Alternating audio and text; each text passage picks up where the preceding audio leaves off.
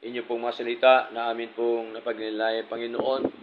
At salamat po, Diyos, sa encouragement na inyo pong iginawad po sa bawat sa amin, Panginoon, na kami po, Panginoon Diyos, ay dapat lamang magalak lagi, Panginoon, sapagkat alam po namin na meron kaming Diyos na buhay na pinaglingkuran at kayo po ang siyang nagbigay sa amin ng kagalakan sa araw-araw po naming buhay.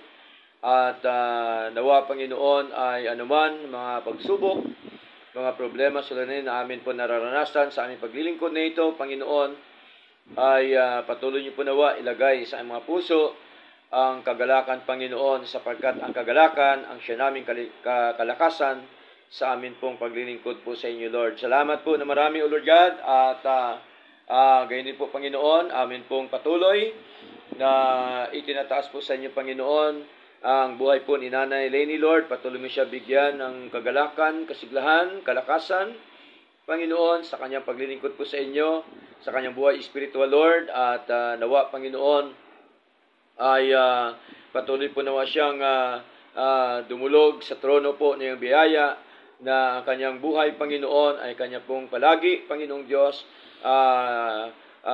idulog sa inyo, ipanalangin ang anumang mga nais po niya, mga mithin sa buhay, Panginoon. At nawa, Panginoon, kayo po nawa ang siyang tumugon po nito, Diyos, ayon po sa inyong kalooban, sapagkat kami po, Panginoon, ay nabubuhay po ayon po sa inyong kalooban po, Diyos. At nawa, sila po, Panginoon, kasama po ng kanyang pamilya, buong sambahayan, kayo po nawa ang siyang patuloy na magpala sa kanila, dugtungan pa po nawa ang kanilang mga buhay, gabayan at proteksyonan po nawa sila, O Diyos, saan man sila pumaroon, Panginoon.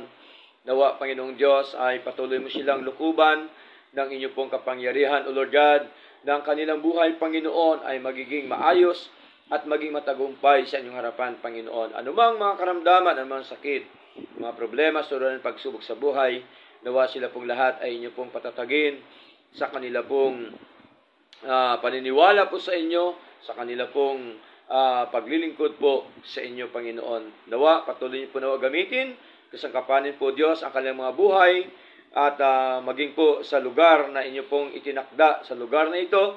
Salamat po na marami. Nawa, Panginoon, ay patuloy po na bukas ang kanilang mga puso ng iyong gawain, O Diyos, ay magamit sa ikalahati ninyo, Panginoon. Salamat po, at ganyan po, Panginoon, sa buhay po ni Sister Malu, sa kasama ng kanyang pamilya, patuloy mo siyang ingatan, gabayan at proteksyonan, Panginoon.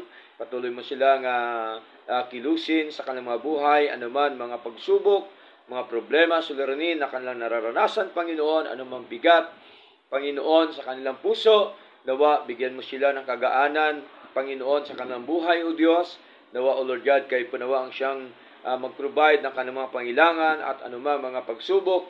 Kayo po nawa ang siyang magbigay, Panginoon, nawa ng katugunan sa kanila, O Lord God. At nawa, Panginoon, ang kanilang mga buhay, O Diyos, ay ipaglingkod lamang po nawa nila sa inyo, Panginoon. At dapat po sila magalak, sapagkat alam po namin, O Diyos, na kayo po ang Diyos na hindi maikli ang iyong kamay upang abutin ang aming mga pangailangan, maging po sa mga pangailangan po ng aming kapatid na ito, Sister Malu, kanyang pamilya.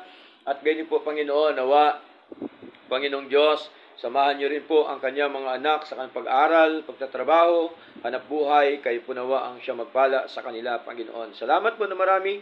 Gayon din po, Panginoon, amin din pong tinataas po sa inyo ang aming panambahan bukas.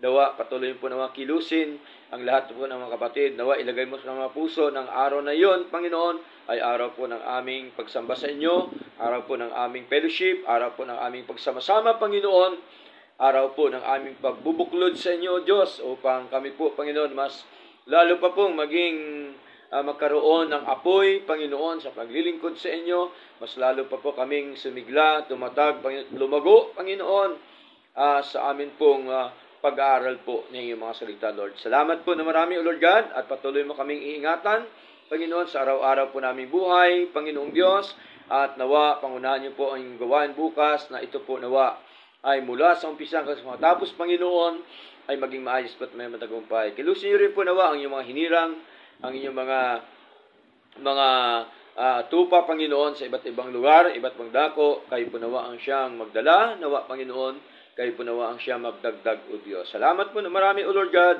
at tunay nga po Panginoon, sa inyo lamang po ang lahat na karangalan at kwalitian, sa pangalan po ni Jesus, ito po ang aming dalangin. Amen.